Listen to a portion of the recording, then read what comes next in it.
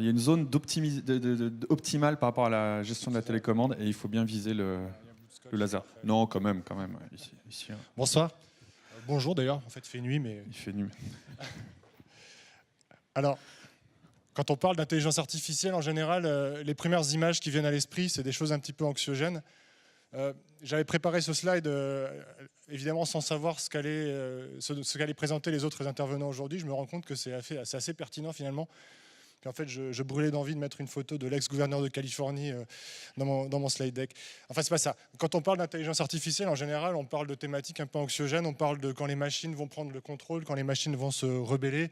C'est pas quelque chose de nouveau. En grand fan de science-fiction, évidemment, j'ai lu Frankenstein et Asimov, etc. Parfois, c'est même pire. C'est les machines qui nous réduisent en esclavage. Évidemment, ça ne renvoie pas forcément à des choses très positives et on ne fait pas forcément le lien avec ce qu'on pourrait en faire d'un point de vue business. Et puis, alors, une autre histoire. Récemment, j'ai un client qui me dit « Vous me faites rire, vous, éditeur de logiciels », ce qui est plutôt une bonne nouvelle, entre nous soit dit d'ailleurs. Ce n'est pas ce qu'on nous dit le plus souvent. Donc, vous me faites rire, vous, éditeur de logiciels, vous travaillez depuis des années sur des systèmes d'intelligence artificielle et puis ce qu'ils savent faire, c'est jouer aux échecs ou au Go, ce qui est plus compliqué. Et concrètement, pour moi, qu'est-ce que ça apporte? C'est une excellente question. Alors, donc aujourd'hui, ce que j'ai préparé, c'est un petit parcours client qui va illustrer comment, par exemple, l'intelligence artificielle connectée et enrichie de sources de données anonymes peut complètement révolutionner l'expérience que vous avez, à la fois en tant que client, puis l'expérience que vous mettez à la disposition de vos clients en tant que marketeur. Alors, c'est spécial dédicace au SIHH. On va parler aujourd'hui de notre cher ami ici, Steve, qui a la quarantaine, qui n'est pas un millénial. C'est très important pour la suite de l'histoire. Non, c'est pas vrai. Et, enfin voilà, il est en train de lire ce blog d'Outdoor. Il lit des blogs, c'est lui qui lit des blogs, hein, c'est important, voilà. Il lit le blog d'un couple qui a tout plaqué dans le marketing digital pour partir faire le tour du monde en van Volkswagen. Si ça vous rappelle une histoire vraie, c'est pas par hasard. Et donc voilà, il voit cette publicité pour cette marque Ultimate. Il la connaît parce qu'en fait, ces derniers jours, il est allé sur leur site à plusieurs reprises et il a cliqué là-dessus. Et donc, il ne peut pas s'empêcher quand même de jeter un œil dessus parce que, n'en déplaise à certains, le display, ça marche quand même encore un peu.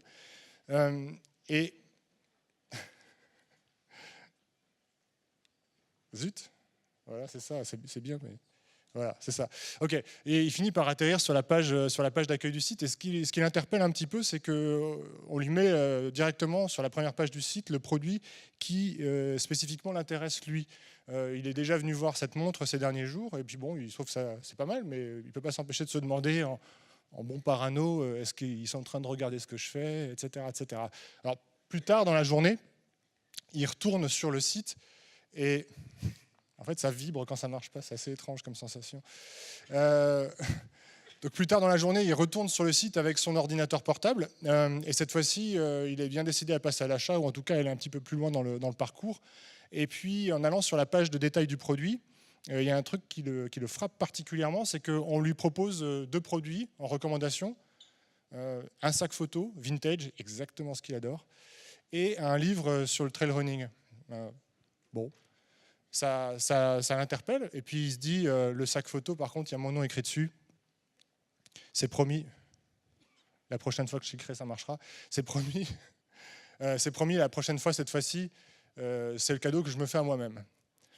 Alors, on va faire un petit tour dans les coulisses. Il y en a certains d'entre vous qui vont se dire, ok, ce que vous venez de présenter là, c'est pas révolutionnaire, pardon. Ça existe depuis des années. J'ai déjà vu ça. On peut optimiser l'expérience web, on peut optimiser l'expérience client assez facilement. Il n'y a qu'à écrire les règles qui vont bien. Oui, sauf que là, ce qu'on vient de voir, justement, il n'y a aucun marketeur qui s'est penché sur le cas de Steve, qu'on ne connaît pas encore une fois. Personne n'a écrit des règles, personne n'a écrit s'il va là, montre-lui ci, s'il va là, montre-lui ça, s'il ouvre tel produit, recommande-lui ça. C'est une intelligence artificielle qui a fait ces recommandations. D'autre part, il y en a d'autres qui pourraient dire, oui, les recommandations de produits, ça existe depuis très très longtemps, ça fait 12 ans que ça existe peut-être. Mais enfin, vous avez tous été victimes de ce phénomène, vous mettez un produit, je ne sais pas, un ordinateur à 1200 francs dans votre panier, et le système de recommandation vous en propose un autre à 1200 francs d'une autre marque, par exemple. C'est un peu perturbant parfois. Et ça n'aide pas beaucoup parce que concrètement, vous ne faites pas le lien et voire même ça remet en cause votre choix. Alors ce qu'on va faire, c'est qu'on va analyser un peu plus dans le détail en quoi l'intelligence artificielle connectée a permis d'aller un peu plus loin dans ce parcours client. Et pour ça, en fait, on va faire un petit récapitulatif du parcours client qui a été prévu pour Steve. Et donc en fait, on va se pencher un peu plus dans le détail. La première initiative, la première page qu'il voit en arrivant sur le site lui met en avant une image Hero Pictures pour les fans de e-commerce qui est optimisée par rapport à son profil. On ne connaît pas Steve, mais par contre on connaît des gens qui lui ressemblent. On connaît des gens qui ont sa même catégorie d'âge, le même genre, peut-être probablement la même catégorie de revenus. Et ce qu'on connaît de lui par contre, c'est son parcours client préalable. C'est-à-dire qu'on sait, même si on ne le connaît pas, qu'il est venu sur ce site parce qu'on lui a placé un cookie et qu'il est venu voir ce produit spécifiquement. Donc grâce à ça, l'intelligence artificielle trouve que c'est une bonne façon d'optimiser l'expérience de cette page d'accueil que de lui montrer ce produit. Pour aller plus loin, quand on lui fait des recommandations produits, là encore une fois, on ne le connaît pas personnellement, mais sur la base de ce qu'on sait de lui, on va proposer un sac photo et un livre. Alors là, vous me dites, là, ça devient plus mystérieux parce qu'il est venu sur le site ces derniers jours, il est déjà allé ouvrir quelques pages, mais comment on peut savoir s'il n'a jamais rien acheté chez nous, qu'il est fan de photos ou quoi que ce soit d'autre? Et c'est là qu'en fait, la question de la façon dont on va utiliser une source de données, telle qu'en l'occurrence l'Oracle Data Cloud, qui est le plus gros data cloud existant sur le marché à l'heure actuelle, va jouer un rôle déterminant. Parce que comme vous savez, les intelligences artificielles, elles sont tributaires d'une chose, elles ont besoin d'apprendre. Et pour qu'elles apprennent, il leur faut de la donnée, il leur faut des exemples. Donc en fait, les millions d'enregistrements anonymes qu'on va pouvoir le donner à cette intelligence artificielle vont l'aider à optimiser ça.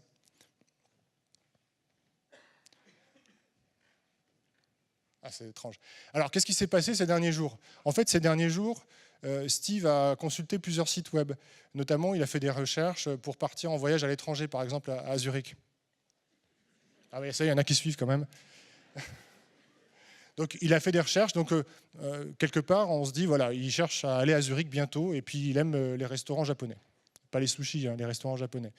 Parallèlement à ça, il est venu sur un site de photos, sur un blog de photos, il est allé regarder, comme il le fait régulièrement, les critiques et les chroniques qui présentent le nouveau matériel. Également, comme on l'a vu tout à l'heure, il fréquente ce blog d'outdoor de ces gens qui ont tout plaqué pour aller vivre la grande aventure. Et en fait, quand on rassemble ces différents éléments, ces différentes expériences, donc on voit, voilà, il a regardé des prévisions météo pour Zurich, il est allé visiter le site d'Ultimate où il est particulièrement allé voir cette montre qui l'intéresse. Il s'est intéressé à un blog de voyage où il s'est renseigné sur la visite des Alpes bernoises, par exemple, et ainsi de suite. En fait, tous ces différents éléments, en fait, même si on ne connaît pas Steve, même s'il est complètement anonyme, ces différents éléments enrichissent le data cloud, qui lui-même va derrière enrichir l'intelligence artificielle et qui va apprendre des choses par rapport à ça. Alors, je m'explique. Ou pas.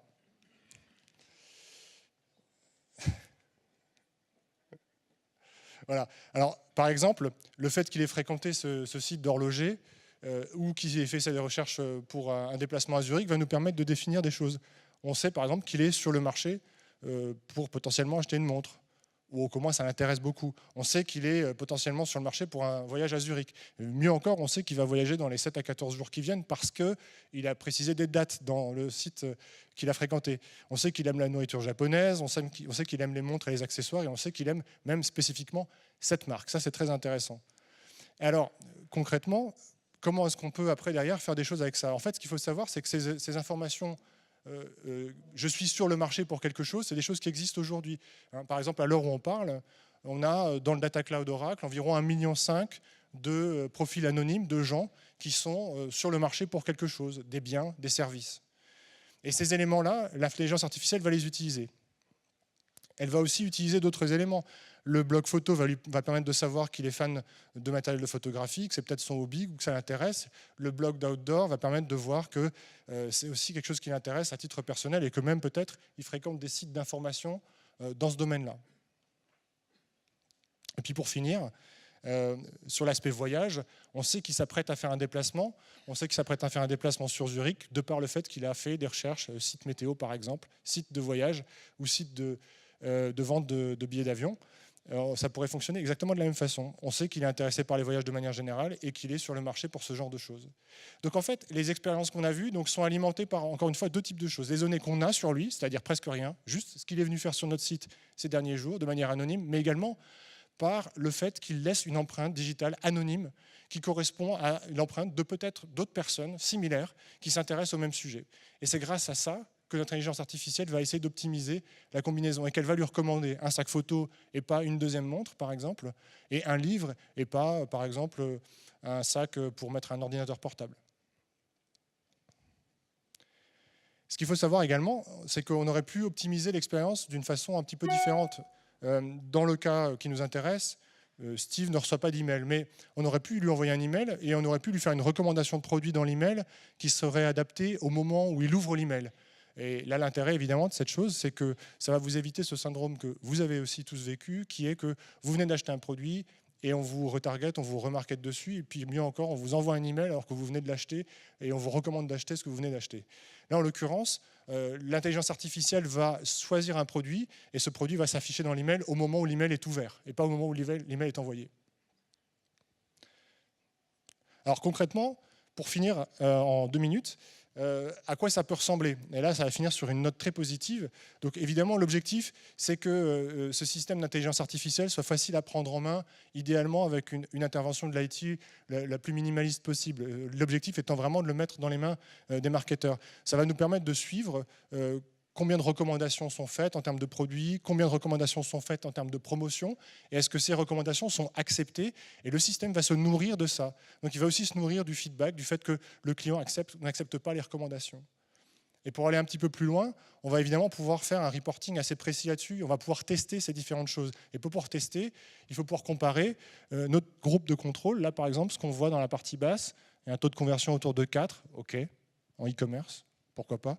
Et puis, le groupe qui a été soumis à une expérience optimisée par l'intelligence artificielle, lui, convertit à 9,4%. Ce genre d'indicateurs vont nous permettre en fait, de piloter la façon dont fonctionne l'intelligence artificielle dans l'optimisation de cette expérience client. Et puis, pour finir, sur une note vraiment positive, les machines ne prendront pas le contrôle du monde aujourd'hui, elles ne vont pas envoyer des robots dans le passé pour tuer nos enfants. Ce qu'il faut savoir, c'est qu'il est évidemment possible pour le marketeur de garder la main sur ce que fait la machine et à tout moment d'intervenir sur l'algorithme et de dire, par exemple, je voudrais que tu pousses un peu plus ce produit. Je ne sais pas si on dit tu à une intelligence artificielle. Enfin, le système va pouvoir le contrôler et lui dire, voilà, si on veut un peu plus de telles recommandations ou si on veut un peu moins de telles recommandations et donc affiner et garder à chaque fois le contrôle là-dessus. Voilà. Merci beaucoup. Yeah. Il y a quelque chose, et c'est une question que je vais poser qui dépasse le produit là, que vous venez de présenter, mais sur l'intelligence artificielle en général. Moi, ce qui me fascine, c'est qu'en tant qu'être humain, on en a encore parlé avec Cyril, notre performance est quelque part mesurée. Et j'ai l'impression que les systèmes d'intelligence artificielle ne peuvent être mesurés, ne peuvent être comparés à rien. C'est-à-dire qu'on va nous dire, par exemple, dans une ville, il y a une intelligence artificielle qui optimise les feux rouges, mais on ne sait pas si elle fait au mieux. Ouais. Comment est-ce que vous gérez ce problème pour savoir que ce que fait votre robot, c'est un robot, est finalement au mieux?